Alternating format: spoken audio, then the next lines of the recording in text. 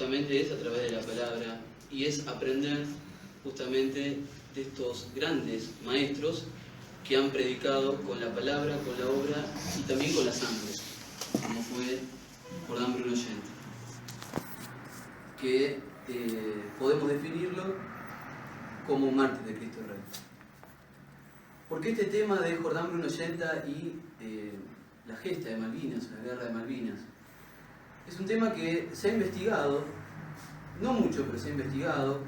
Quien da los primeros atisbos de esta investigación es el corresponsal de guerra de Malvinas, poeta también, historiador y periodista, Nicolás Casanseu, y luego una investigación más exhaustiva, si se quiere,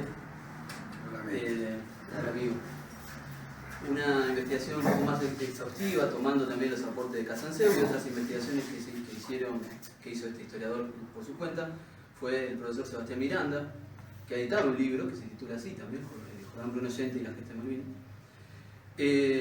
O sea, las investigaciones de estos autores, podemos decir, sumé otras investigaciones personales, más que nada centrándome en las figuras de dos que considero arquetipos de la argentinidad, héroes de Malvinas, uno caído, el otro no, que son las figuras de el teniente y teniente primero post-mortem, Roberto Néstor Esteves, y la figura de Pablo Marcos Rafael Carballo desde el ámbito de la Fuerza Aérea. Para comenzar, voy a citar a gran Leopoldo Marechal, que decía lo siguiente: y has de saber que un pueblo se realiza tan solo cuando traza la cruz en su esfera durable. La cruz tiene dos líneas. ¿Cómo las traza un pueblo? Con la marcha fogosa de sus héroes abajo, tal es la horizontal, y la levitación de sus santos arriba, tal es la vertical de una cruz bien lograda. Joseph, si como pueblo no trazamos la cruz, porque la patria es joven y su edad no madura, la debemos trazar como individuos, fieles a una celosa geometría, la vertical del santo, la horizontal del héroe. Y en Malvinas hubo héroes y también hubo santos, aunque generalmente no se cuente tanto este aspecto de la santidad incluso dentro de Bien, dice Nicolás Casanseu en su libro Malvinas a sangre y fuego, en un capítulo titulado Los aristócratas del aire, hablando de los héroes de la Fuerza Aérea Argentina. Se pregunta Casanseu, ¿de qué fragua habían salido estos asombrosos guerreros, los pilotos de la Fuerza Aérea, que pelearon la guerra de Malvinas? En un libro editado por el diario británico Sunday Times, llamado The Falkland Wars, London 1982, traducido al castellano como Una cara de la moneda, se habló por primera vez del factor Yenta en la guerra de Malvinas, término acuñado en los papers de la inteligencia inglesa. O sea, esto es algo que reconocen los mismos británicos. Los primeros que hablan de un factor Yenta en la guerra de Malvinas son los mismos británicos. Y dice Casanseu, de acuerdo con sus autores Paul Eddy y Linklater y otros periodistas ingleses, en la década del 60, la prédica nacionalista del filósofo argentino Jordán Bruno Yenta inspiró a los futuros halcones, egresados de la Escuela de Aviación Militar de Córdoba, y se tradujo en las proezas alcanzadas por estos durante la guerra del 82. Es necesario preguntarnos un poquito sobre quién fue Jordán Bruno Yenta. La gran mayoría de los presentes lo conocen, puede ser que otros no tanto. Entonces vamos a hacer un atisbo de aspectos generales de la biografía de él para poder entender un poquito de qué vamos a hablar. Bien, primero, Jordán Bruno Yenta fue un filósofo y profesor argentino, exponente del nacionalismo católico. Nació en Buenos Aires el 2 de octubre de 1909 dentro de un marco de una familia atea. Cursó sus estudios secundarios en el Colegio Nacional Mariano Moreno. Egresó de la Facultad de Filosofía y Letras de la Universidad de Buenos Aires en 1933. Al año siguiente inició su carrera docente en la Universidad Nacional del Litoral y en el Instituto del Profesorado de Paraná, donde dictó las cátedras de Lógica y Epistemología, Crítica del Conocimiento, Sociología y Metafísica, cátedras que ganó por concurso de oposición y antecedentes. Al mismo tiempo, inició un notable proceso de conversión a la filosofía cristiana primero y a la fe católica después. En 1943 fue designado rector de la Universidad Nacional del Litoral y al año siguiente pasó a desempeñarse en el cargo de rector del Instituto de Profesorado de Buenos Aires, cargo que ejerció hasta su cesantía en mayo de 1945. En 1946 fundó una cátedra privada de filosofía en la que enseñó hasta su muerte, el 27 de octubre de 1974. Entre sus obras se destacan Problemas fundamentales de la filosofía, Sociología política, Curso de psicología, El filósofo y los sofistas, La idea y las ideologías, Libre examen y comunismo, Guerra contrarrevolucionaria, Opción política del cristiano, además de numerosos artículos periodísticos, cursos y conferencias. Fue asesinado el domingo 27 de octubre de 1974 en la puerta de su casa cuando salía para asistir a la misa dominical en una parroquia vecina. Un comando guerrillero del denominado ERP, 22 de agosto, se atribuyó la autoría del crimen. Jordán Bruno Yenta cayó haciendo la señal de la cruz. Caído por Dios y por la patria, enseñó con la palabra la vida y la sangre, decía la invitación a la misa. Vamos a dar unos aspectos dentro de la cuestión de la biografía de él. Él, como profesor de filosofía, repetía siempre una frase de un poeta y filósofo francés, de apellido Péguy, en la cual decía Yenta que la filosofía no iba a las clases de filosofía. ¿Cómo sería esto? Bueno, él decía lo siguiente: por eso dice, yo he procurado siempre que la filosofía, que se ocupa del arte soberano de las definiciones, sea ante todo mi propia definición de vida, porque un pensamiento esencial que no es vida es un pensamiento pasivo, abstracto, por cuanto no está comprometido con la concreta existencia. Y así vivió comprometido con Dios, la patria y el hogar, fielmente, hasta su muerte. Durante la década del 60 y tras el crecimiento del terrorismo marxista en Hispanoamérica y en la Argentina, tras el accionar de las guerrillas en aumento y el desencadenamiento de la guerra revolucionaria, Yenta ve la necesidad de formar doctrinalmente a los argentinos, especialmente a los cuadros militares que debían estar dispuestos al sacrificio de la propia vida para salvar a la patria, del liberalismo y del comunismo internacional, definido por un gran papa, Pío XI, como intrínsecamente perverso. Frente a la guerra revolucionaria y las ideologías, propondrá una guerra contrarrevolucionaria, apoyada en la tradición hispano-católica de la cruz y de la espada, o sea, apoyada en la doctrina de la filosofía clásica y en las enseñanzas del Evangelio que fundamentaron la patria hispanoamericana en general y la Argentina en particular. Así lanzará en 1964 la primera edición del libro Guerra contrarrevolucionaria, estrategia antisubversiva. Este libro, ¿por qué lo menciono acá? Hay algún hincapié especial, porque va a ser el libro de formación que van a tener los pilotos de la Fuerza Aérea, ¿sí? Y muchos de estos pilotos que van a tener este manual de base van a convertirse en grandes héroes de Malvinas, y otros han dado su vida, ofrecido su vida en Malvinas, siguiendo los consejos que brindaba la formación doctrinal del nacionalismo católico de Jordán Bruno Yenta. Dentro del prefacio de este libro, Jordán Bruno Yenta comenta un poquito esta situación y dice: a principios del año 1962 se solicitó mi colaboración para redactar una doctrina de guerra contrarrevolucionaria destinada a la aeronáutica militar. Asumí la tarea como un acto de servicio a la patria en forma gratuita y dispuesto a prescindir de mi nombre para evitar prevenciones y sobresaltos. El primer folleto con el plan general y el desarrollo de los principios de la doctrina, incluso en Ilofta del Arzobispo de Buenos Aires, fue aprobado, publicado y distribuido oficialmente por todo el personal del arma. Una semana después, la masonería dio la voz de alarma por medio de uno de sus órganos profanos de prensa. Se produjo la previsible marcha atrás. El folleto fue desaprobado oficialmente y se ordenó la devolución inmediata de todos los ejemplares. A pesar de este contratiempo, resolví continuar el trabajo por considerarlo necesario e imprescindible, tanto para militares como para civiles dispuestos a batirse por Dios y por la patria contra los enemigos y renegados del occidente cristiano. Lo que aprendí enseñando durante 30 años se recoge en estas páginas que quieren contribuir a la formación política de una verdadera milicia, que sepa lo que debe defender y lo que debe combatir. Doctrina nacionalista y jerárquica reconoce que todo depende de la voluntad de Dios pero enseña que los hombres deben empeñarse como si todo dependiera exclusivamente de ellos. Es lo que Dios quiere y espera de los suyos, en primer lugar, de la juventud capaz de una heroica fidelidad, dispuesta a mantener el compromiso de los claros varones. Jordan Bruno Yente. Dentro de la introducción que hace al trabajo, justamente este trabajo plantea que se va a dividir en dos aspectos grandes que van a ser trabajados en toda la obra, donde él va a plantear una doctrina positiva y una doctrina negativa. Dice así: la preparación adecuada y eficiente de los militares argentinos para enfrentar la guerra revolucionaria, actualmente en su etapa decisiva en América, requiere de una doble disciplina formativa: la doctrina positiva, que comprende los principios, valores e instituciones fundamentales que se deben afirmar, servir y defender en todos los terrenos teóricos y prácticos.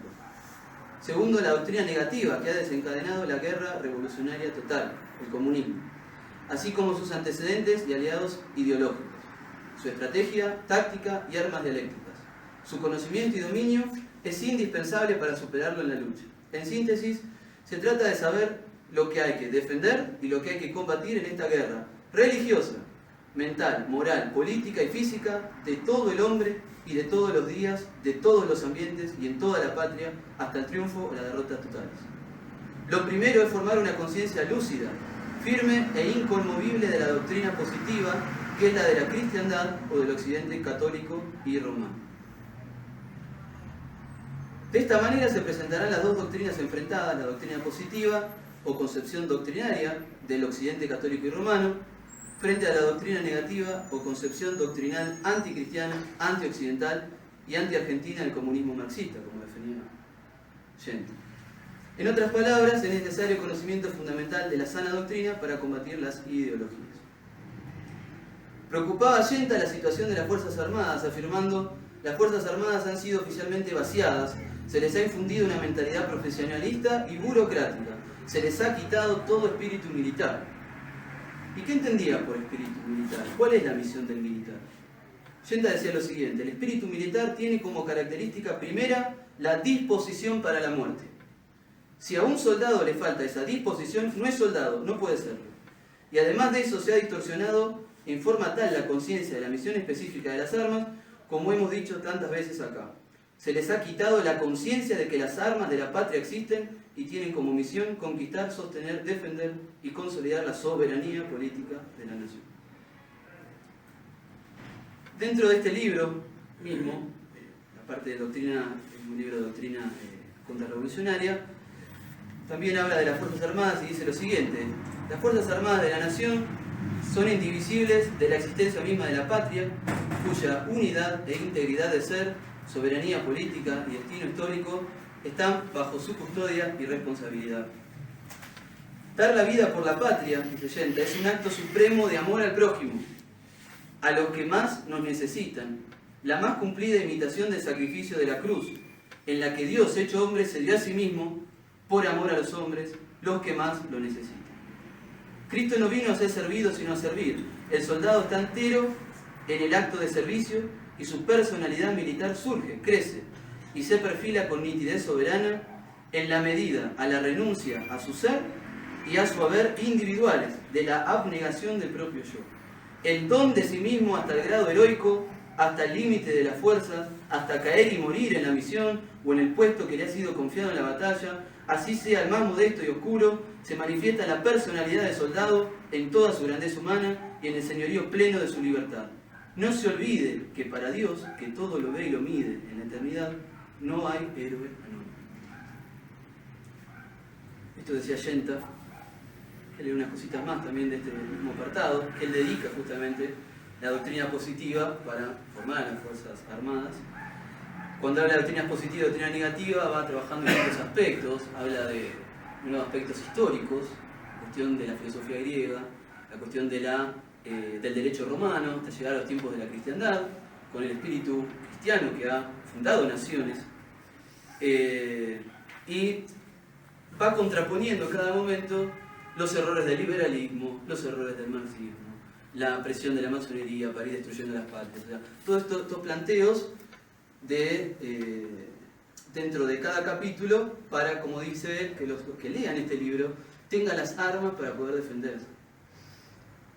Decía, con respecto nuevamente al tema de las Fuerzas Armadas, dice, no es verdad que las armas destruyen simplemente. Por el contrario, aseguran y preservan con sangre inocente que se derrama inocentemente una tierra bendecida por Dios, de orden y de paz, de estabilidad y previsión, para el trabajo útil, de intimidad para el hogar, de ocio para la contemplación, la celebración y la plegaria. Claro está que se trata de las armas que empuñan los verdaderos soldados, los que aman su honor de caballeros cristianos y se saben libres de rodillas ante Cristo Rey, comprometiendo su fidelidad a la Santísima Virgen María, generala de los ejércitos de la patria, como la proclamaron para siempre Belgrano y San Martín. La gran herencia de la fe cristiana, continúa, y de la filosofía griega, cuya expresión temporal e institucional son las dos Romas, define e identifica nuestra patria, nacida de la madre España, romana por la Iglesia de Cristo y romana por la noble lengua castellana, ecuménica e imperial, porque sabe decir al universo entero en toda su riqueza de platónicas esencias, y porque todo lo nombra en el nombre de Dios, el Verbo que nos ha creado y nos ha redimido. Conocer, amar y servir a la patria es cumplir la ley de Dios que nos manda amar al prójimo, y nada nos es tan próximo como la patria después de Dios, ni nadie necesita tanto de nosotros. El honor de servirla, el honor de morir por ella, es ante todo el honor del soldado, su misma razón de ser y de existir, su misión y su vida. Esto formó a gran parte de los miembros de la Fuerza Aérea Argentina y ha formado también a miembros del Ejército. Eso también es lo que vamos a ir planteando. Quiero cerrar esta parte de la cuestión biográfica de Allende con los últimos momentos, como decir, de él. Bueno, seguimos. En el año 1974 tuvo lugar el 7º centenario de la muerte de Santo Tomás de Aquino, y en ese momento crecen las amenazas de muerte a Jordán Bruno Ollanta. Comenta Nicolás Casanseu. Amenazado repetidas veces de muerte en aquellos años de plomo, Ollanta podía haber huido, podía haberse exiliado, haberse preservado para los discípulos del futuro. De hecho, años atrás tuvo ofertas importantes para irse de la Argentina a fin de realizarse económicamente, ya que su país se lo negaba.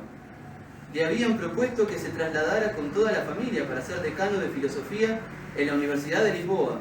La Universidad de Guadalajara, a su vez, le ofreció que fuera a fundar allí la Facultad de Filosofía y lo tentaron a sí mismo con una beca en Francia.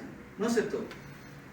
Pero si alguien le hubiera planteado buscar refugio en los 70, mi entrañable profesor, dice Nicolás Casanseu, que fue discípulo directo de Ollanta y sus cátedras privadas, dice, mi entrañable profesor probablemente le hubiera contestado con las palabras del heroico conde Egmont en la tragedia homónima de Goethe: aquel que se preserva a sí mismo resulta sospechoso para sí mismo.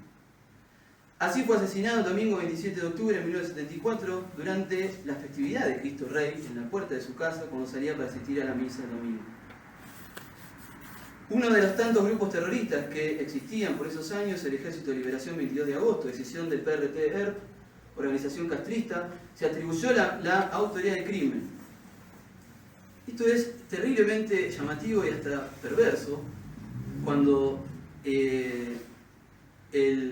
este grupo, este Ejército de Liberación 22 de agosto, este grupo guerrillero, se atribuye el crimen de Ollanta y luego habían matado también a el otro gran maestro que fue el señor Carlos Sacheri. Y se atribuyen justamente los dos asesinatos y le envían una intimidación que, de acuerdo a la hija de Ollanta, dice, esto lo escribe un sacerdote apóstata porque manejaba las cuestiones religiosas y demás, y le dice, a Ollanta lo matamos en la fiesta de Cristo Rey, y le dicen a Khrushchev, que era, esta carta que no, le envían a Khrushchev, que era el presidente de la revista Cabildo, exponente del nacionalismo católico en Argentina, y lo amenazan y le dicen, nosotros elegimos el tema, es decir, va a ser tu muerte. Y está la imagen de la portada, que le envían en la carta, con el dedo así apuntando, que es terrible. Dice, vos elegí el día. Dice, te sugerimos, le dicen, el domingo de Ramos, porque Jesús es recibido como un rey, y ustedes que aman tanto a Cristo Rey, quieren morir como mártires de Cristo Rey, bueno, le elegimos ese día. Es terrible, terrible leerlo, eso pone la piel helada, pero eso eran los años 70. Y más ser nacionalista y católico en esa época. Bien. Yenta muere como un verdadero mártir de Cristo Rey, haciéndose la señal de la cruz. Por eso hablamos de esto, ¿no? Hay una prédica de él, de la palabra, de la obra y de la sangre. ¿Y cuáles fueron las principales enseñanzas de este maestro de combatientes? Que después vamos a meternos específicamente a Agustín Malvinas, pero vamos a ver una serie de frases o expresiones típicas, características de Yenta, para poder comprender mejor justamente y poder incluso hacer una comparación entre expresiones que van a tener muchos veteranos y héroes de Malvinas, ¿sí? y uno parece que esas frases están calcadas, o sea, uno se da cuenta de qué formación han recibido, ¿no? Estos héroes. Bien, la patria entendida para Yenta como obra de la cruz, decía Yenta en el libro Opción Política del Cristiano: los héroes nacionales y los ejércitos de la independencia y de la soberanía política fueron cristianos y marianos.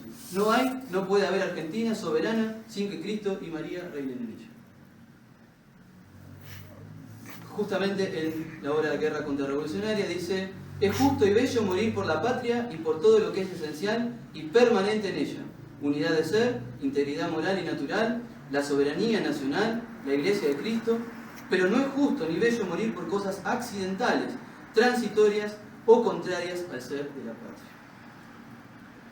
Entendía el patriotismo como la piedad del corazón hacia el pasado, el orgullo de proseguir en el presente con la esperanza de un futuro de grandeza. Colocaba a Sócrates como uno de los supremos arquetipos del filósofo y del ciudadano.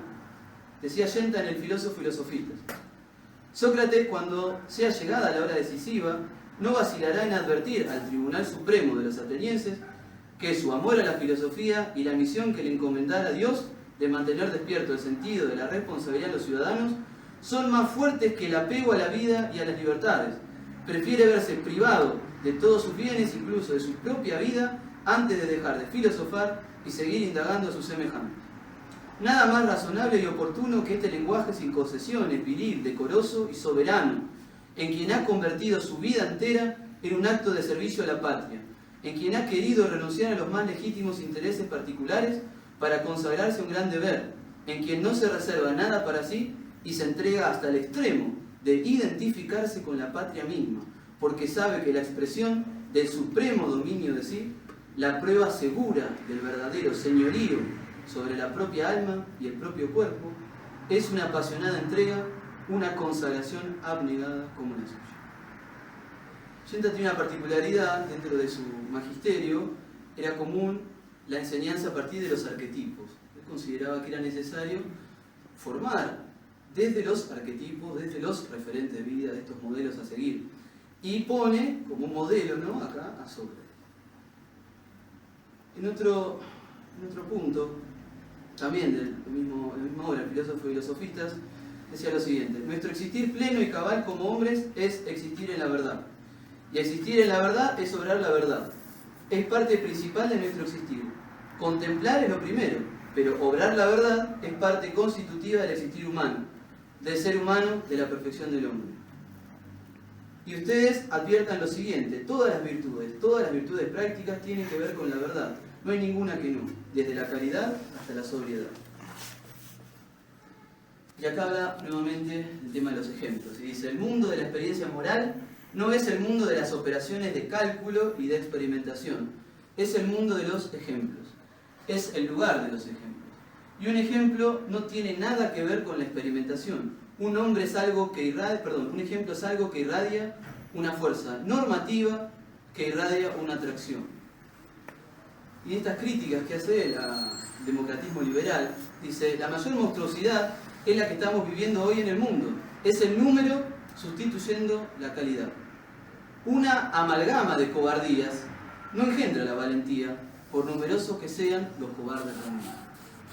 En cambio, un solo valiente es capaz de hacer valiente a una multitud de cobardes.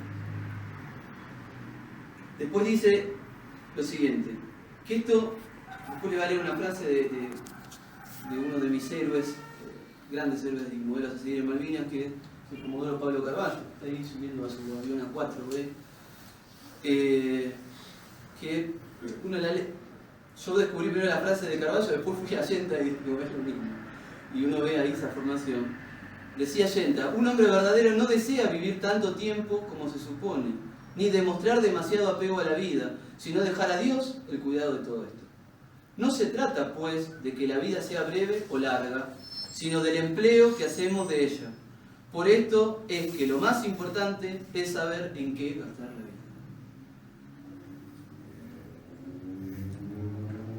Y esto también, que para mí es bastante impresionante, Allenta decía lo siguiente: como les decía el otro día, no estamos para semilla, hay que morirse.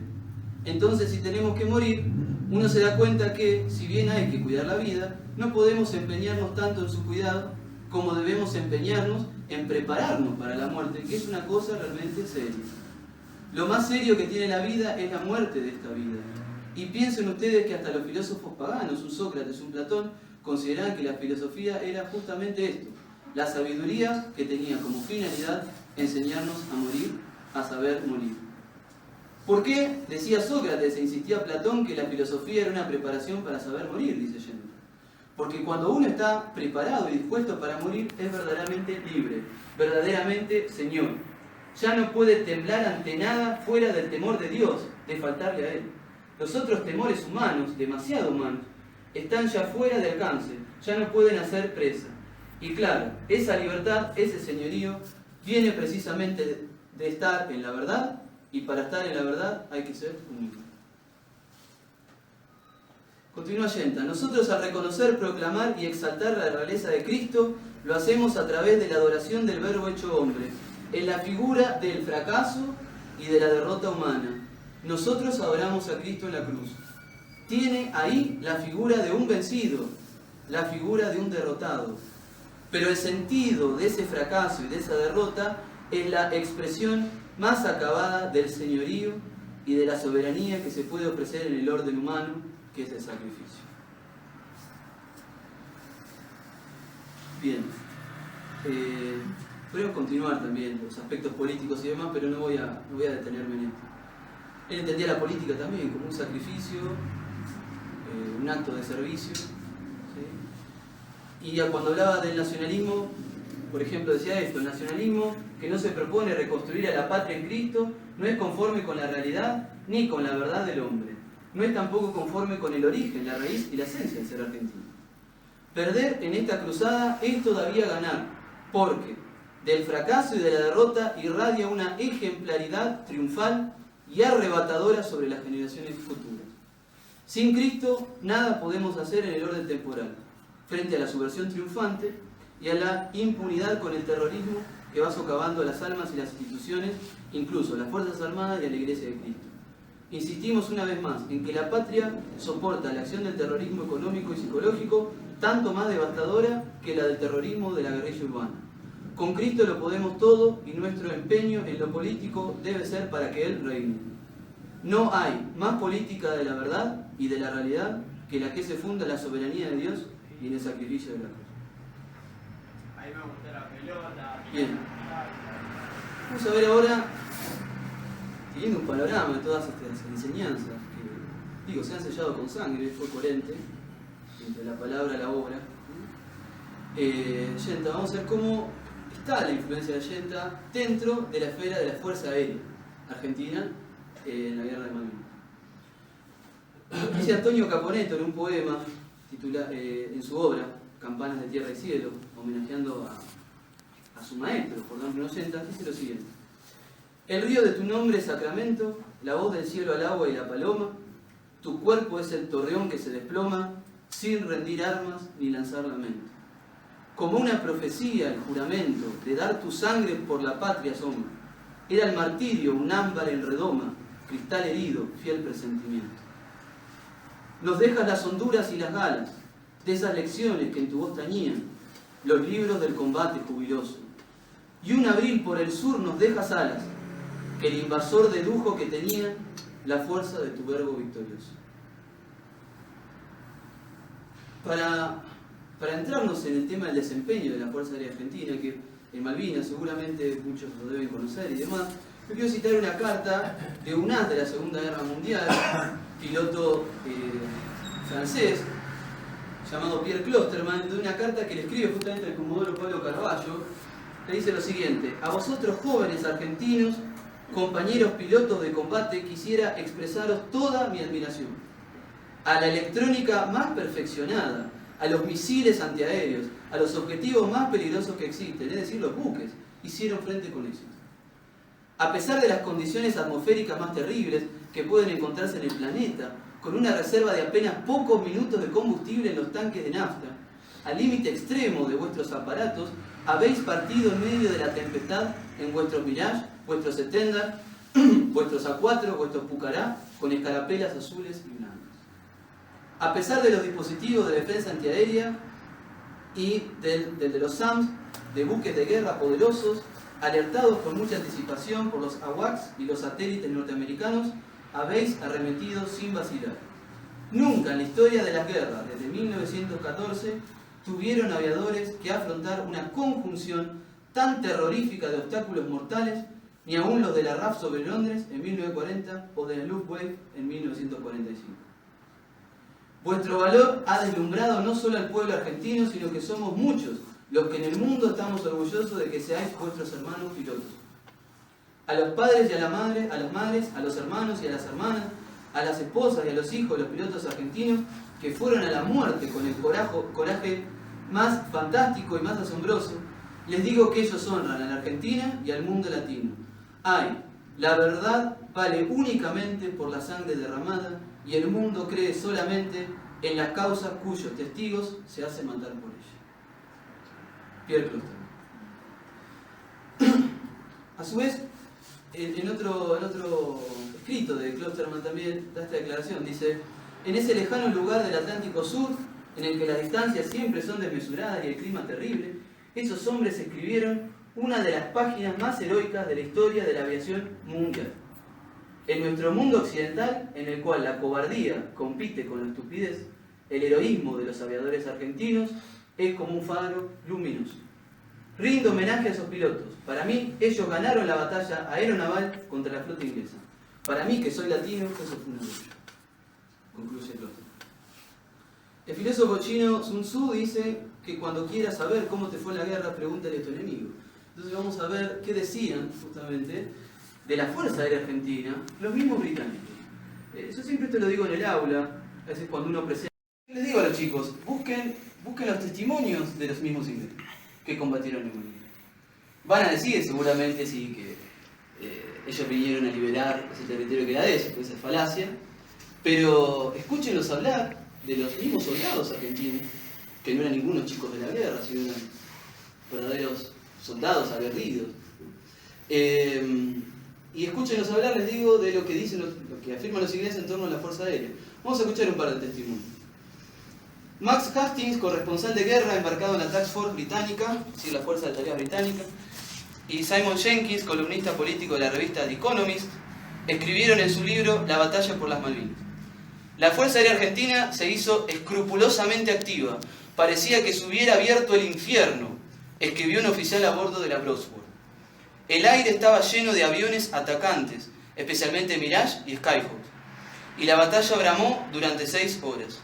A lo largo de la costa, entre gritos y maldiciones, los oficiales ordenaban a sus hombres ponerse a cubierto en las trincheras y acudir a los cañones. Al presentarse el primer avión enemigo volando a 20 metros sobre la superficie del mar, la Real Armada británica comenzó a pelear su acción más importante desde el fin de la Segunda Guerra Mundial. Tras el hundimiento de la fragata Antelope el 23 de mayo, afirmaban estos mismos autores: fue el momento más negativo para nosotros, declaró el jefe artillero de uno de los destructores. Comenzamos a preguntarnos hasta cuándo podíamos seguir. Existían posibilidades de que se nos hiciera jaque mate. ¿Cuántas pérdidas como esta podríamos soportar? John Nott, ministro de Defensa inglés, dijo: los pilotos argentinos están mostrando un gran coraje, ninguno puede negarlo. El general Jeremy Moore, comandante de las fuerzas terrestres británicas, declaró: el cuerpo de oficiales y muchos de sus técnicos fueron sumamente capaces, y esto fue particularmente notorio en el caso de la valerosa Fuerza Aérea Argentina. El marino inglés David Tinker, fallecido a bordo del crucero liviano Glamorgan, escribía a su familia el 12 de junio de 1982. Hemos tenido que pagar un precio espantoso en buques, un buque por cada 4 aviones. Yo hubiera preferido mucho más que su fuerza aérea no combatiera, pero parece que la única forma de terminar con esto será destruir el grueso de su fuerza aérea. Los argentinos son mucho más patriotas con respecto a las Malvinas que nosotros ingleses con la Falkland. El contraalmirante, es un testimonio que viene ahora, es también impresionante, el del contraalmirante John Foster Woodward, comandante de la Task Force, es decir, de la Fuerza de Tareas Británicas, declaró en la cadena ITN de Granada, luego del ataque de cazabombarderos A4B sobre Bahía Agradable el 8 de junio. Decía Woodward, no sé cuántos ataques como el de Bahía Agradable hubiéramos podido resistir. Cualquier estrategia, cualquier defensa se hacía imposible con estos pilotos. Fueron mis enemigos, hundieron mis barcos, mataron a muchos de mis mejores hombres, pero igual los admiro. Son buenos soldados, como los que a mí me gustan. El mismo Woodward escribió en su diario personal el 13 de junio de 1982, un día antes de que Benjamín Menéndez presentara la rendición. Decía Woodward, francamente, si los argentinos pudieran solo respirar sobre nosotros, nos caeríamos. Las acciones más intensas comenzaron el 21 de mayo de 1982, cuando comenzó el desembarco británico en el estrecho de San Carlos, conocido por los ingleses como el Callejón de las Bombas, por los frecuentes e insólitos ataques de los pilotos argentinos sobre las fragatas británicas que allí se encontraban. ¿Qué enfrentaron los pilotos argentinos? Con aviones de los años 50 se enfrentaron a la tercera flota más poderosa del mundo. Solo en San Carlos los ingleses reunieron las siguientes fuerzas: 35 lanzamisiles antiaéreos, Sea-Cat, Sea-Slug, Sea-Wolf, Sea-Dart, Raptor, 20 cañones de 40 milímetros, 8 de 20 milímetros, varios de 114 milímetros, lanzamisiles portátiles, Blowpipe y Stinker, armas de fuego de las tropas destacadas a cubierta de las fragatas y destacadas en tierra. Es decir, los pilotos argentinos se enfrentaron al mismo infierno y tuvieron que volar al ras del mar atravesando esa pared de fuego a una velocidad de entre 900 y 1000 km por hora, y sin embargo los pilotos argentinos atacaron una y otra vez a la Armada Real, ocasionándole terribles pérdidas, entre ellas 7 navíos hundidos, 5 dejados fuera de combate y 12 naves averiadas, entre ellas de portaaviones HMS Invencible, que los ingleses siguen sin reconocer este ataque. Es más, de distintos puertos, hasta incluso de Gibraltar, lo habían visto flamear de humo al Invencible, y los ingleses siguen sin reconocer esto. Dicen que en realidad fueron a atacar otros. Menos mal que dentro de la expedición al ataque al Invencible tenemos testimonios de 2 sobrevivientes que dicen fuimos a atacar al Invencible. Por eso yo hablo, cuando hablo del Invencible, lo pregunto entre comillas, ¿no? Y entre signos de pregunta, ¿Invencible? Bien, afirma Nicolás Casanseu que en la guerra de Malvinas la Argentina descubrió una raza de héroes, sus pilotos de combate. Disparan hasta el último proyectil y no se rinden sino a su novia la muerte.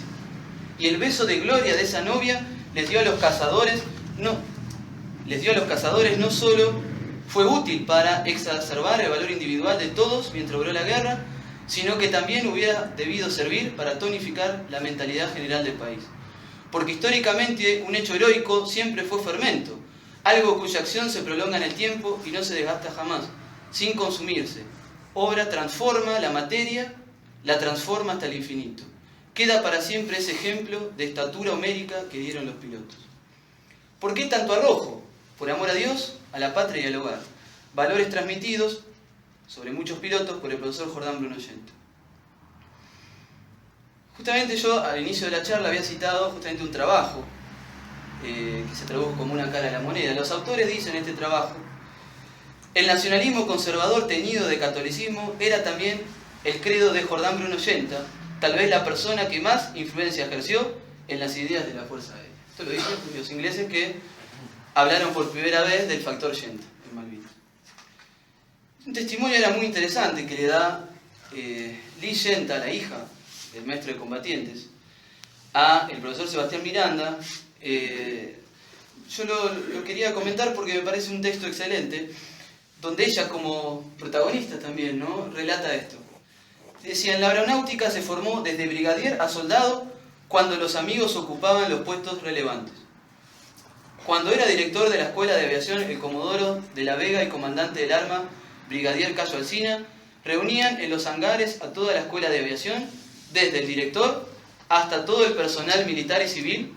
Allí hablaban Monseñor Bonamín y papá, o sea, Jordán Bruno. Pienso que eran las arengas de precalentamiento, ya que no solo papá, Bonamín bramaba en las homilías. Después se paraban en distintos grupos oficiales, cadetes, suboficiales, civiles, universitarios y técnicos, y hasta el personal de maestranza. A cada cual le transmitía la doctrina con las palabras adecuadas a cada nivel. La manera de transmitir la doctrina cambiaba mucho cuando, a raíz de las distintas pulseadas entre jefes nacionalistas y liberales, pasaban a retiro nuestros amigos y allí la transmisión se hacía clandestina. Los jefes y oficiales de los distintos institutos o unidades del interior aprovechaban las venidas obligatorias de servicio a Buenos Aires o las que hacían cumpliendo horas de vuelo para llegar hasta Céspedes a recibir clases individuales. Cuando se fundó en Buenos Aires la Escuela de Servicio para suboficiales, enfermeros, cocineros, intendencia, etc., fuimos testigos de que papá redactó de puño y letra íntegramente los planes de estudio de las materias formativas. Nombró a todos los profesores de esas materias. Del personal del ejército vinieron muchos oficiales jóvenes y hasta algunos coroneles. Retirados, sí, muchos, también de marina. De las escenas más increíbles de las que fui testigo, recuerdo esta. Llego un día a casa a las 8 de la mañana, un capellán de aeronáutica buenísimo, y del palo total pero muy limitado de entendederas. Pasó al escritorio y papá le dictó plática por plática todas las que tenía que predicar en un retiro de 3 días.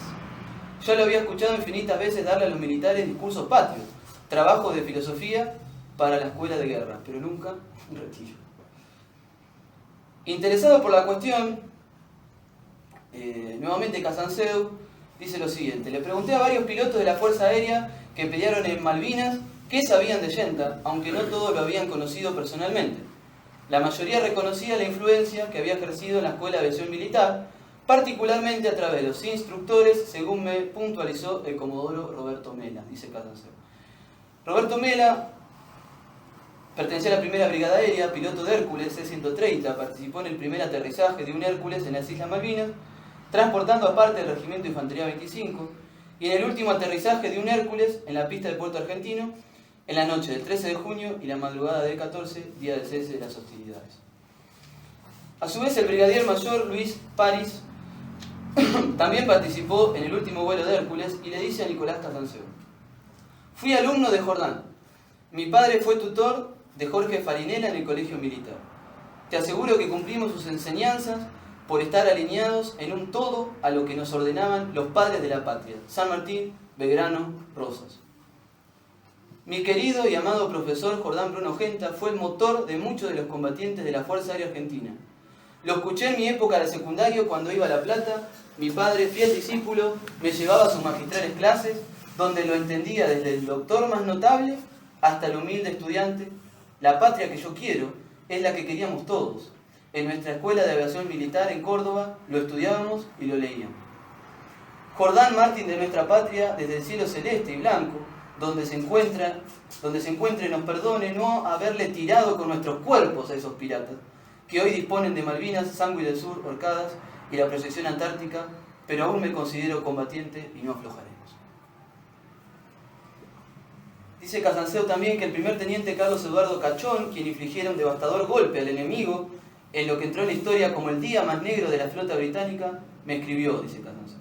Al profesor Yenta no tuve el gusto de conocerlo, pero sus libros eran el soporte de nuestra formación doctrinaria. Carlos Eduardo Cachón participó en los ataques que llevaron al hundimiento de la fragata Ardent, 21 de mayo, y el transportero Sir Galahad, el 8 de junio. Bien, hay otra cita de Aguirre Faguet, subrayaba, dice Casanseu: soy consciente de que marcó muchas buenas voluntades en la Escuela de Aviación Militar, instructores y alumnos, estoy seguro de ello, nadie puede decir que no lo leyó o estudió. Faguet intervino en el bautismo de fuego de la Fuerza Aérea Argentina el 1 de mayo, formando parte de una escuadrilla de MB Dagger, averiando 2 fragatas. Y así tenemos varios testimonios, ¿sí?, dentro de la Fuerza Aérea. Cita veterano Roberto Vila, Carlos Perona, ¿sí?, Rubén Moro, Hernán Daguerre. Bien, Voy a leer lo de Rubén Moro y Hernán Aguerre, que decían lo siguiente. A juicio de Rubén Moro, su conducta, no simplemente su pensamiento, lo hacían mentor del nacionalismo católico, una de las formas doctrinales que hubiesen evitado que nuestro país cayera en la decadencia y crisis espiritual actual. Hernán Aguerre dice, a Jordán Bruno Genta lo leíamos en nuestra época de cadetes, 1966-1969. En particular usábamos su libro Guerra Contrarrevolucionaria, que era como la Biblia para los cadetes. Bien, ambos que cité anteriormente fueron pilotos de Hércules. Bien, finalmente el Poncho Donadil decía lo siguiente. En mis épocas de cadete de la Escuela de Aviación Militar era una total referencia de lectura de muchos de nosotros por su filosofía nacionalista y cristiana. Cuando tenían oportunidad, pares míos concurrían a la casa de Genta en Buenos Aires durante las licencias y generalmente aquellos que residían en la capital para escuchar sus reflexiones. No fue mi caso, pues yo vivía en Córdoba. El capitán Donadil era piloto de MB Dagger y fue derribado por un Harrier el 21 de mayo, pero logró eyectarse y tuvo que atravesar una serie de peripecias hasta que logró sobrevivir. Muchos de los discípulos de Genta, todavía siendo adolescentes, ya mostraban la fibra que luego los convertiría en héroes. Cuando el gobierno del proceso nombró un mandamás liberal en la Escuela de Aviación Militar, quien prohibió las misas diarias, el rezo del rosario y trató de erradicar las posturas nacionalistas, los cadetes le opusieron una férrea resistencia. Dice Casanseu, José Daniel Vázquez, por ejemplo, quien luego moriría atacando el portaaviones Invencible, seguía haciendo marchar a los cadetes de los cursos inferiores entonando Cara al Sol, la canción de los nacionalistas en la Guerra Civil Española, a pesar de los numerosos días de arresto que una y otra vez se le aplicaron por esa causa. Otro futuro halcón, Eduardo de Ibáñez, caído al atacar a los ingleses con su bombardero Canberra, el 1 de mayo, encabezaba el rezo del rosario de los cadetes, en horarios de descanso, y no interrumpía la plegaria al ser notificado por su superior liberal de que tenía, vez tras vez, 10 días de resto. Bien.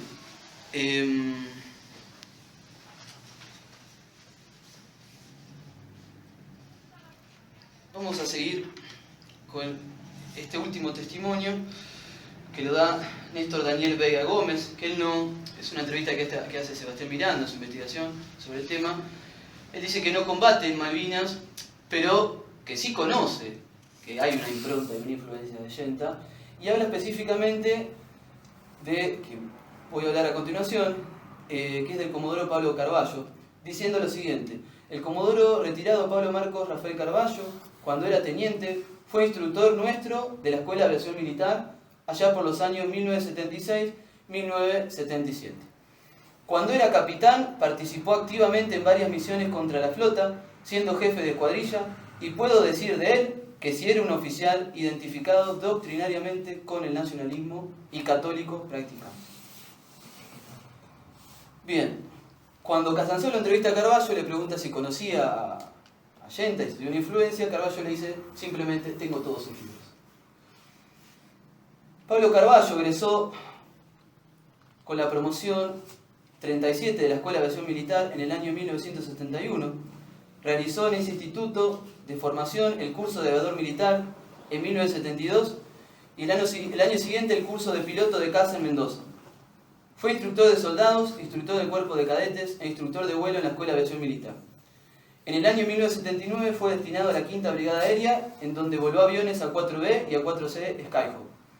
Allí desempeñó los cargos de jefe de escuadrilla y oficial de operaciones. Luego pasó a la 6ª Brigada Aérea, en donde voló aviones Mirage 5, Finger y Mirage 3, desempeñándose como jefe de escuadrón. Fue jefe del Centro de Ensayos de Armamentos y Sistemas Operativos. En Malvinas, atacó de manera solitaria la fragata misilística HMS Ardent, el 21 de mayo. Luego participó en el ataque a la HMS Antelope, 23 de mayo. El 25 de mayo de 1982, junto con su escuadrilla, dañaron gravemente el HMS Broswell, y en el mismo operativo, la comandada por el primer teniente Mariano Velasco hundió el HMS Coventry. Recibió las siguientes condecoraciones en la Argentina: Cruz al Heroico Valor de Combate, el Honorable Congreso de la Nación de los Combatientes, distinción número 1 de la Fuerza Aérea Argentina al combatiente de Malvinas. Hizo un curso en el Iowa College, obteniendo un máster en estrategia. Fue jefe de grupo aéreo y jefe del INAC, Instituto Nacional de Aviación Civil. Se retiró el 2 de abril de 2011. Actualmente es profesor en la Escuela de Aviación Militar. Han escrito varios libros, entre ellos Dios y los halcones, Halcones sobre Malvinas, que después se unen en un libro que se llama Halcones de Malvinas. Ha escrito un libro homenaje a los 55 caídos de la Fuerza Aérea Argentina, titulado Los halcones no se lloran. También tiene un libro sobre espiritualidad, es un hombre de profunda fe, titulado Un vuelo al corazón, el libro para aquellos que necesitan esperanza. Y un libro de poesías precioso que se llama Poema número 100. Bien, comentaba Carballo, vamos a escucharlo a él y para ver también esa impronta de Gentleman. En el momento en que uno inicia su ataque a una sofisticada fragata moderna, la indecisión o el error se pagan con la muerte. Primero saldrán aisladas columnas de agua producto de los cañones de largo alcance de los buques. Luego salen los misiles que buscan el avión y por último queda la barrera de bombas de fragmentación que forman una franja de aguas que danzan. El piloto sabe que si vuela excesivamente bajo se desintegrará contra el agua y si sube 1 metro más será captado por el radar que dirige los letales cañones y por consiguiente será derribado. Va por un estrechísimo corredor hacia el blanco, sobre el que lanzará su bomba prácticamente segundos antes de chocarlo, pasando luego entre sus antenas y llegando a doblarlas, chocando contra ella. Nosotros dejamos a nuestras espaldas esposas e hijos a quienes no dudamos en dejar viudas y huérfanos, dice Carballo, ya que defendíamos el futuro de muchas familias como las nuestras, el honor de la patria y de toda la América hispana. El único secreto era la fe en Dios y la convicción. Debíamos llegar pese al mal tiempo, pese al frío, pese a lo limitado de los medios, debíamos batir el blanco y debíamos volver a toda costa, pues no podíamos desperdiciar ni una sola bomba. Le habían hecho una entrevista a Carballo una vez y le dijeron los pilotos de la Fuerza Aérea tenían un as bajo la manga. No puede ser que enfrentaran, que no tuvieran miedo, ¿no? Enfrentar a la muerte cara a cara.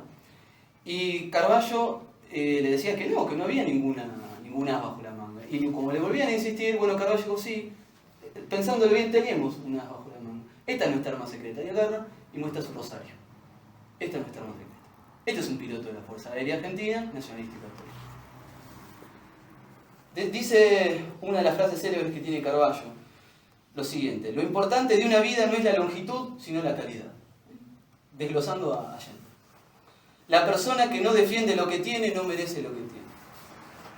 En una entrevista que le realiza en 2005 en un programa de radio, Malvinas, la verdadera historia, en Radio 10, le preguntan a Carballo cuál es tu misión en la Tierra. Y él dice, llegar a Dios. Yo todos los días les digo a los cadetes, entro al aula y les pregunto, ¿para qué nacemos? Y ellos me contestan, para salvar el cuerpo y el alma. Entonces les digo, ¿qué les van a preguntar cuando lleguen al juicio final? 2 preguntas les responden sus cadetes. ¿Cuánto más? ¿Y qué hiciste con la vida que te di? Al final de la entrevista dice, la vida es una pista de prueba para ganar el cielo. Existen en este momento aproximadamente 6.000 millones de personas, muchas de ellas se creen muy importantes. De las 6 millones, dentro de 120 años no quedará ni uno. Esto demuestra una cosa, que esta vida no es el fin es la otra vida. A los jóvenes les diría, dice Carballo, la vida es una continua opción y en cada opción se va jugando el alma. Entonces lo que hay que hacer es optar por el bien, optar por la verdad, optar por la justicia y respetar primero que nada a Dios y después al otro más importante que soy yo mismo. Tuve la bendición, la gracia, la dicha de haberlo conocido a Pablo Carballo en la última Feria del Libro, en el stand de Argentinidad, que es una editorial que se encarga de editar distintos libros sobre la causa Malvinas. Los libros de él están todos editados por ahí. Pude charlar con él y fue muy impactante. No era solo un héroe, para mí había algo más ahí, para mí era un santo, había algo más ahí. Y tuve también la alegría de que me acompañara un alumno de colegio secundario en primer año. Me acompañó él con el hermano, que es compañero mío y amigo mío dentro de ese mismo colegio. Y bueno, todos hacen preguntas, yo estaba medio tímido ahí, tenía una alegría inmensa. Carballo me ve de lejos, no me conocía y dijo, ¿cómo te llamás vos? Y digo, me llamo Jorge. ¿Estás más contento que perro con 2 colas? Me decía. Y era verdad, le digo, bueno, voy a estar contento, estoy conociendo, como viendo a San Martín, así frente mío. Y bueno, después me llaman para hacer una pregunta, y bueno, entonces le pedí, y llamé a mi alumnito, que me ha acompañado, y le pedí al Comodoro que le dedique unas palabras a los jóvenes argentinos. Y empezó a enumerar. ¿Cuál máxima de San Martín? Yo la llamo la máxima de Pablo Carballo. Por ejemplo, decía lo siguiente. Primero, le dice, no tenés que sentir vergüenza de aquello que tenés que tener orgullo. Segundo, viví para servir y serví para amar. Tercero, mirá en los demás hermanos, no veas oponentes ni contrincantes. Cuarto, respetate a vos y a tu patria, haciendo lo mejor posible, lo que te toque. Quinto, pensá muy bien a quién vas a elegir para esposa o si vas a ser sacerdote. Pensá que es para toda la vida. Sexto, defendé siempre la vida. Quien estuvo al borde de la muerte sabe lo que es el valor de la vida. Sexto, le dice esto, siempre defendé la vida desde el momento de la concepción, no se puede hacer una ley para justificar un delito. Séptimo, siempre jugate por la verdad hasta el fusilamiento. Este es el mensaje que le da Pablo Carballo a los jóvenes argentinos.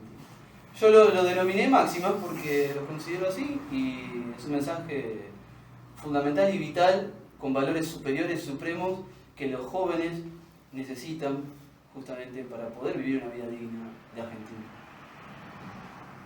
Bien, en un momento le preguntan también a él quién es el enemigo. Y dice, mi señora, dice Carballo, que es una persona muy sabia y a quien amo, me dijo, mal que le pese a muchos, todo siempre es lo mismo. Es la lucha entre el bien y el mal. O sea, comprende Malvinas en una óptica teológica. Y dice Carballo, el enemigo son los malos ingleses, el enemigo son los malos argentinos, el enemigo son los malos chilenos, el enemigo son los malos norteamericanos, el enemigo son los malos rusos. El enemigo es aquel que no cumple con la voluntad de Dios y quien no cumple con los 10 mandamientos. Ese es el enemigo. Bien, con esto termino esta parte de Carballo. En el prólogo de un libro dedicado a los 649 caídos en Malvinas, escrito por Armando Fernández, Carballo dice lo siguiente: la patria no existe si no hay hombres capaces de morir por ella. El tesoro más grande de la patria son sus heroicos muertos, sus viudas y sus huérfanos, muchos de ellos tan valientes y sacrificados como sus deudos, que quedaron como mojones de soberanía en las islas. La tierra necesita ser regada con su sangre buena para que dé fruto, pues solo esta savia con gusto a patria parece dar fruto en este mundo de intereses y egoísmos en el que son pocos los que creen en ideales, en la familia, en los valores, en ser virtuosos, en la patria y en Dios. Decía un hombre justo y de la Segunda Guerra Mundial, Pierre Klosterman, que el mundo solo cree en las causas cuyos hombres saben morir por ellas. Y dice Carballo, la justicia de los hombres es frágil, responde al poder y al dinero. Si no, ¿cómo se explica que Inglaterra, que se ha apoderado 89 territorios en el mundo, alguien pueda creer que tiene derechos soberanos sobre ellos? La justicia de Dios llega siempre, inexorablemente, aunque algunas veces alguien pueda decir que es injusto, pues nos da más de lo que merecemos. Es mejor que haya hombres capaces de morir por la patria a que la patria se muera porque le faltan hombres. A esto deberíamos agregar que nadie queda para semilla, que todos vamos a morir hoy o mañana, pero que nacemos para morir y morimos para nacer. Algunos morirán en una cama, rodeados de sus seres queridos, otros en el campo de batalla, otros en la soledad de los egoístas que viven para sí mismos. Que Dios nos dé luces para ser dignos de nuestros muertos, de nuestros héroes, de nuestras esposas e hijos, de nuestros ciudadanos y de nuestro Dios. Comodoro Pablo Carballo.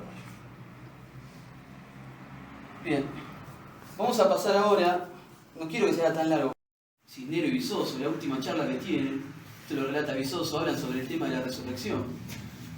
Y las últimas palabras que se dicen es hasta la resurrección. Vizoso, lo que ocurrió con Vizoso, por ejemplo, es un milagro. Él cae porque estaba espalda con el sargento Cisnero, Al sargento le tienen que lanzar un proyectil de un lanzamisiles, porque si no no podían parar su ametralladora a la mano. Entonces explota la ametralladora con el sargento Cisneros, y detrás, bueno, estaba Vizoso que cae herido, y a Vizoso le meten un tiro por acá, que le pasa por la clavícula y le sale por atrás. Y esa bala le queda clavada en una cuenta del Rosario. Y él salva su vida por eso, queda la bala fundida en la cuenta del Rosario. Es una historia apasionante, impresionante, y ve cosas, hay uno que lo dejan con la boca abierta. Otro discípulo de Yenta es el capitán José Bersesi, uno de los héroes del combate, Top Malo House, en el cual se batieron los comandos argentinos contra las fuerzas especiales británicas del Mountain and Arctic Warfare Cadre, el 31 de mayo de 1982. A su vez reconoce su influencia doctrinal otro de los valerosos héroes de este combate legendario, quien está injustamente detenido por amor a la patria, quien es el gran Horacio Losito. Dentro del regimiento de infantería número 3 tenemos el caso del teniente Fernando Torre, quien llevó a las trincheras un ejemplar del libro Guerra Contrarrevolucionaria de Yenta, y sus lecturas lo ayudaron a mantener el temple y disponerse espiritualmente para enfrentar a los ingleses. Otro discípulo de Yenta dentro del mismo regimiento de infantería 3 fue el teniente primero Víctor Hugo Rodríguez, le decían el Chuli, quien encabezó un contraataque en Wireless Reich en la noche del 13 al 14 de junio, quien nos brinda un excelente testimonio afirmando que había una doble formación en el colegio militar, una oficial, la que se daba en el colegio, de fuerte impronta liberal, y otra clandestina que se daba en los túneles, en los subsuelos del colegio, donde se impartía la doctrina nacional y católica. Y ellos decían que ahí leían las obras de Sacheri, las obras de Yenta, obras de autores también contrarrevolucionarios, y se quejaban de que no se le formaba en el colegio militar en valores religiosos, de amor a la patria, en el sentido nacionalista y católico, sino que veían una deficiencia ahí. Dice, perdemos horas y tiempo aprendiendo a cargar un fusil, pero nosotros tenemos que aprender a cargar el alma. O sea, y esto lo recibían desde esta formación, en los túneles, una formación clandestina. Y acá menciona uno de los oficiales que formaban a otros dentro del colegio militar, lo menciona a Rico, por ejemplo. ¿Sí? Cuando habla Casanzó de Rico, dice, Rico aprendió, se ve en ese momento, y en Malvinas, pero bueno, después se olvidó, se ve la 80, pero eso es otra cosa. Bien, y este testimonio que me parece también muy, muy bueno, de otro discípulo directo de Yenta, fue el del capitán Jorge Rubén Farinella, quien en su libro Volveremos reconoció orgulloso la influencia que ejerció en él el maestro de combatientes Yenta. Miembro del regimiento de infantería número 4, se destacó en las funciones logísticas que mantuvieron un constante flujo de materiales indispensables para el combate de su unidad y de otras a las que abasteció de armas, municiones, alimentos, combustible, leña y cartas. Participó en acciones en Monte Wolf, Harriet y Dos Hermanos. El historiador Sebastián Miranda cuenta que lo va a entrevistar, lo recibe Farinella en la casa, muy amablemente. Lo primero que hace es llevarlo a la biblioteca, y la biblioteca le muestra que tiene una foto de Yenta, y le muestra el libro de Guerra Contrarrevolucionaria dedicado por el mismo Yenta. A modo de ejemplo, ¿no? En su libro Volveremos dice Farinella: era necesario disponerse física y espiritualmente a entregarlo todo en una guerra justa, como fue la nuestra, dando en ella la vida o sorteando verdaderos peligros de perderla.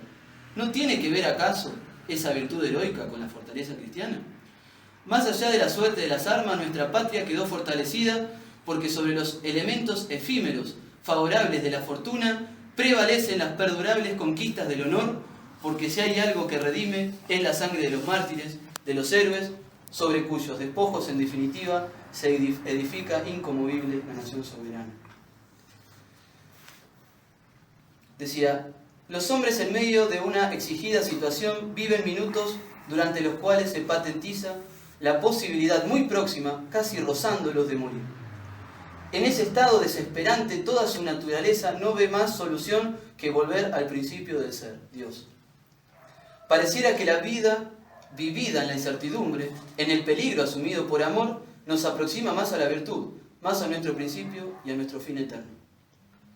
Tenemos la obligación de ver la realidad en que transita nuestra existencia pero también tenemos obligación de verla en su proyección sobrenatural, donde el fracaso humano no tiene importancia y se consuma en el modelo más acabado de la rotunda derrota humana, Cristo crucificado. Pero paradójicamente, sobre esta derrota, sobre este sacrificio por amor que todo lo dio, se edifican 20 siglos de cristiandad. No podemos ver lo ocurrido en Malvinas solamente como una derrota. Tal derrota existió, fue real en el tiempo y en el espacio. Pero también fue real y de un valor infinitamente superior el sentido moral de la epopeya argentina. Sentido que se nutrió en el más genuino espíritu católico y mariano, para salir en defensa de valores superiores, como la justicia, el bien común temporal de la nación argentina.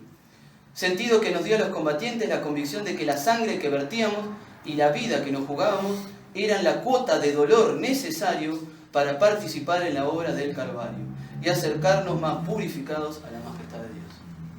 Otro discípulo de Jordán Bruno Ollanta. Bien, y hay un caso paradigmático, que no fue discípulo de Ollanta directamente, pero podemos decir que indirectamente sí, porque fue un discípulo de un gran seguidor, difusor y heredero del legado de Jordán Bruno Ollanta, que fue el doctor Antonio Caponeto, es el doctor Antonio Caponeto. Y quien fue discípulo del doctor Antonio Caponeto fue el subteniente Oscar Augusto Silva, que dedicamos como un apartado aparte porque es una figura pero también paradigmática y arquetípica dentro de Malvinas.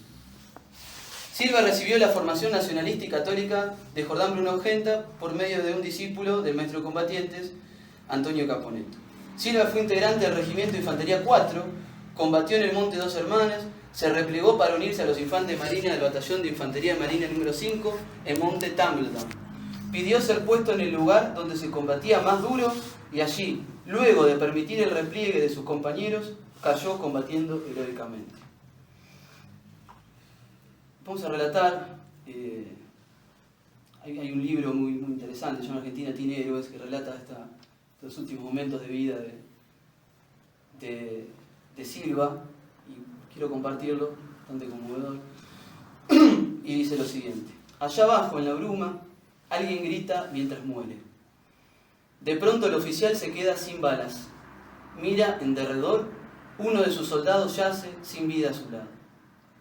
Tomó su fal y sigue disparando hasta agotar las municiones. A su alrededor hay hombres, y los infantes de marina van cayendo uno a uno. Se está quedando solo. Las sombras enemigas crecen. Silva se encomienda a Dios. Piensa en su madre y comprende que se le unirá allá arriba, donde no hay guerras, ni frío, ni penuria, ni odio. Pero también está en la tierra, chapaleando en el barro, con la sangre hirviendo por calor del combate. Un proyectil le perfora el hombro. Es como un sacudón y tiene un instante para contemplar su propia sangre que emana, cálida y roja. Las cartas están echadas. Ordena entre gritos a los que restan de su compañía que se retiren y pide que le acerquen un fusil para cubrir el repliegue de sus hombres.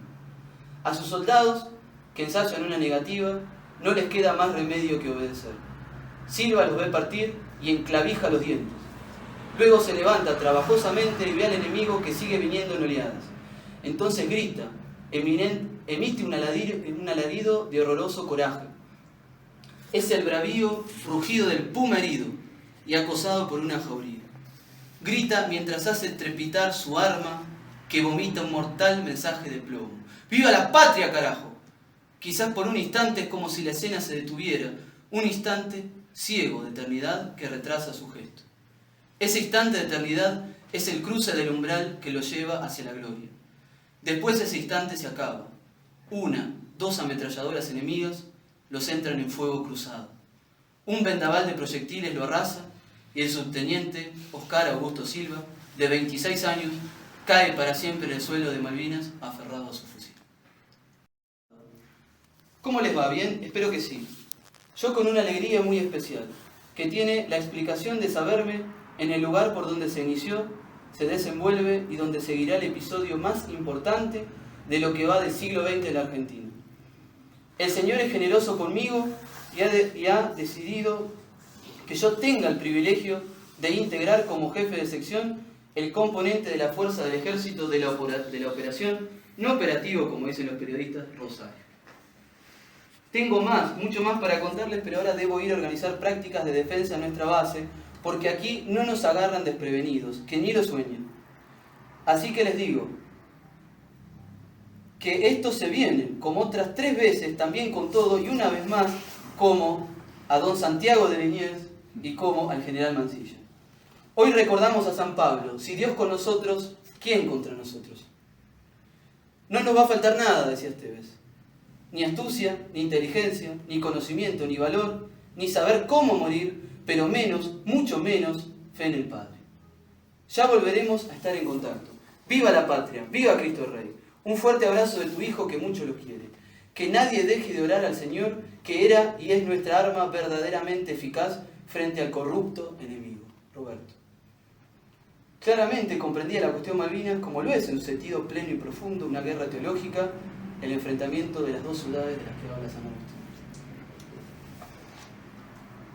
Otro ejemplo de sus convicciones, fundadas en la doctrina nacionalista y católica, es la carta enviada, lo hallamos en la carta enviada a su hermana María de las Mercedes del Rosario, fechada el 25 de mayo de 1982.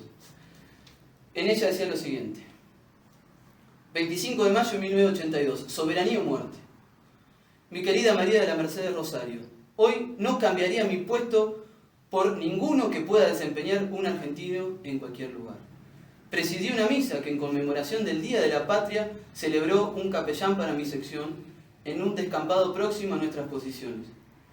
El oficio fue en acción de gracias por tantas cosas que debemos al Señor, de las cuales ninguna duda que la más inmediata era que, pese a la actividad de los British, el personal de la base Santiago no debe lamentar ni siquiera un herido, desde el 27 de marzo en que fuimos asignados a la Operación Rosario hasta el presente.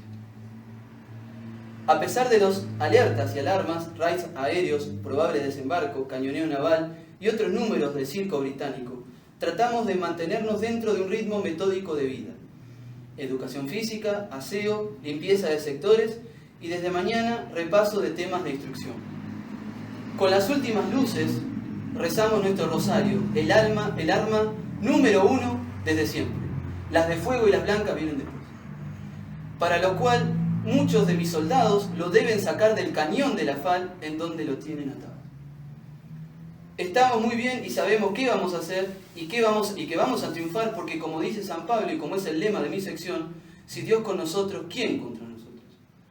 Como te dije, estamos bien, pero yo quiero que mis soldados estén mejor. Así que por ello te voy a manguear algunas cosas, dice el hermano. Aquí va: una lata de cemento de contacto, pegan cuero y goma, una bobina de hilo encerado para cueros, 2 o 3 agujas de zapatero, pegan cuero y goma, una bobina de hilo encerado para cueros, 2 o 3 agujas de zapatero para hacer nuestro propio mantenimiento de los borceguíes y no tener que esperar turno de taller, y unas latas de ese unto para cueros, monturas, toldos, etc.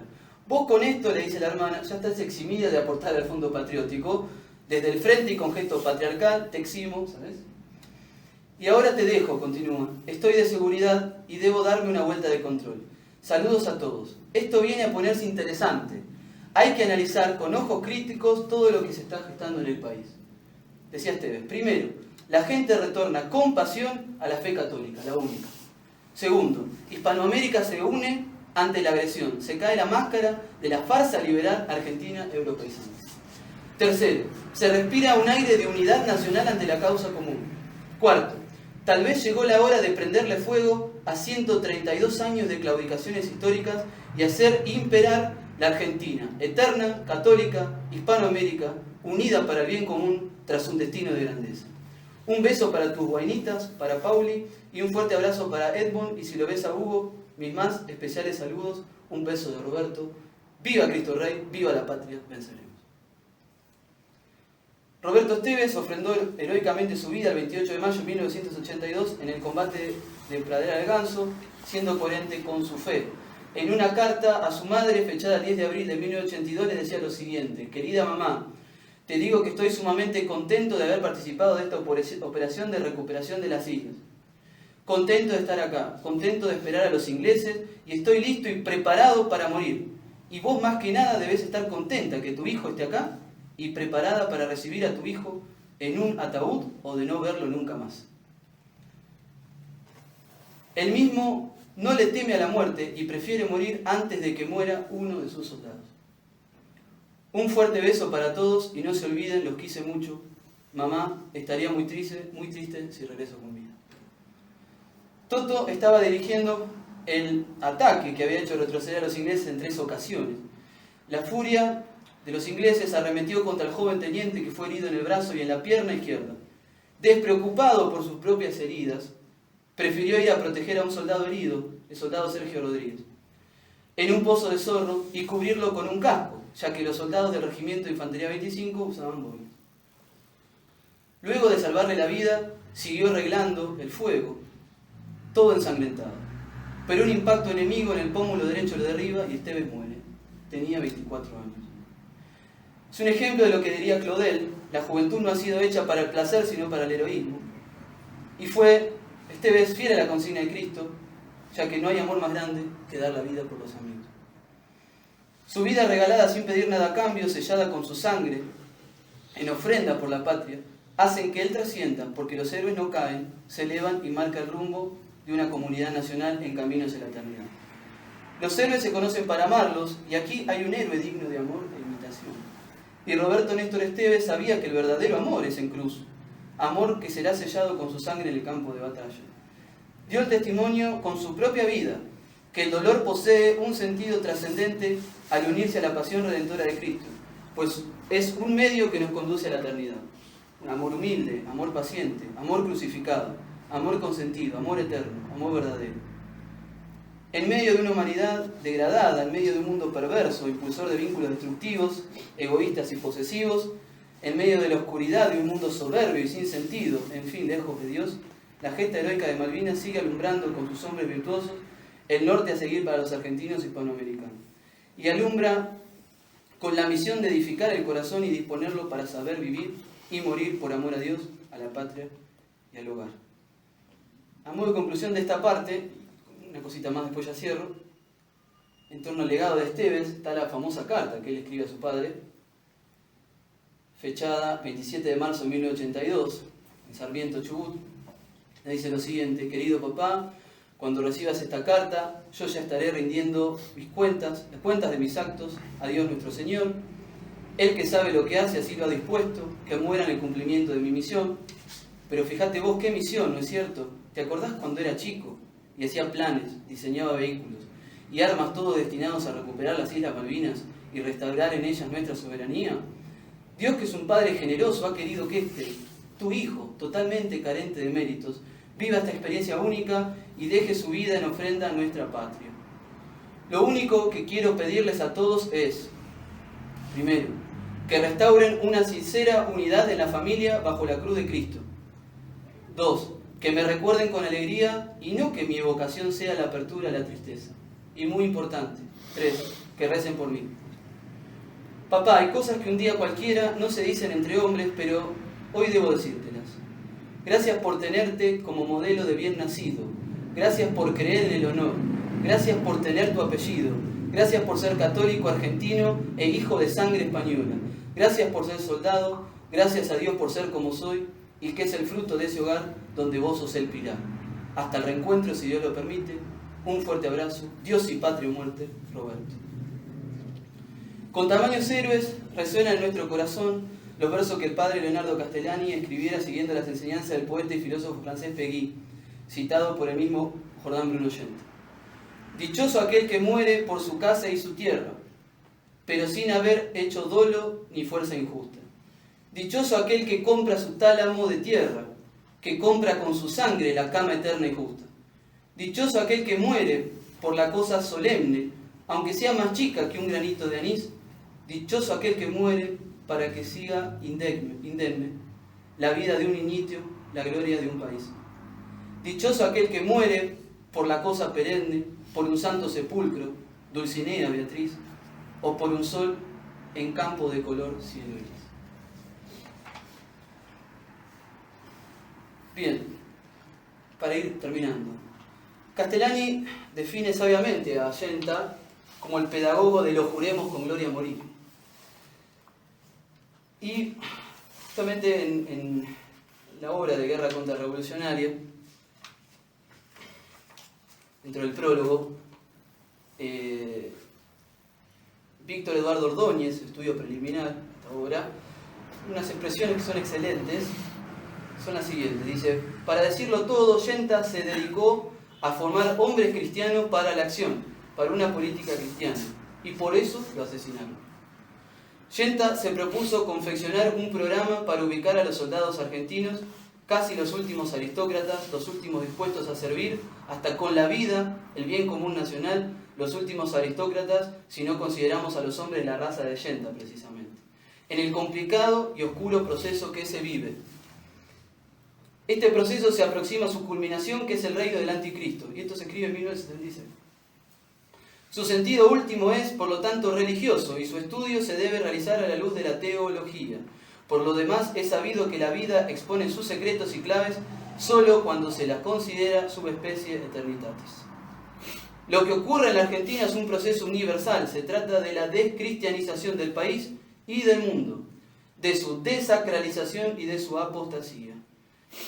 La Argentina y el mundo han abandonado el orden cristiano, han cedido a la revolución, más aún, han repudiado ese orden. En alguna medida lo han vuelto imposible. Lo escribe en 76, ¿cuánto más ahora, no? La inteligencia moderna ha desmontado punto por punto, pieza por pieza, todos los artefactos del mundo clásico cristiano. Esta tarea se lleva a uno y a cabo hasta los límites más profundos, hasta la construcción del hombre nuevo, marxista o nihilista, que constituye la mayor herejía, aquella que descalabra el ser de modo más total y lo hunde en el vacío del mal, la herejía de no servir a Dios porque se aspira a ser como Dios. En clave teológica se interpreta la historia verdaderamente y se capta su sentido primero y último. Especialmente en estos tiempos de grandes signos apocalípticos deben resonar las enseñanzas del profesor Jordán Bruno Yenta. Decía Yenta: esta es la hora de la intransigencia, esta es la hora de hablar el lenguaje que Cristo nos recomienda en el Sermón de la Montaña. Sí, sí, no, no. Esta es la hora de la obstinación invencible, de la constancia persistente, de la fidelidad continuada. Es cierto, nosotros no tenemos la fuerza del número, no tenemos la fuerza del dinero, no tenemos la fuerza de las armas, no tenemos la fuerza de las logias ni de los poderes ocultos, pero nosotros tenemos la fuerza de Cristo.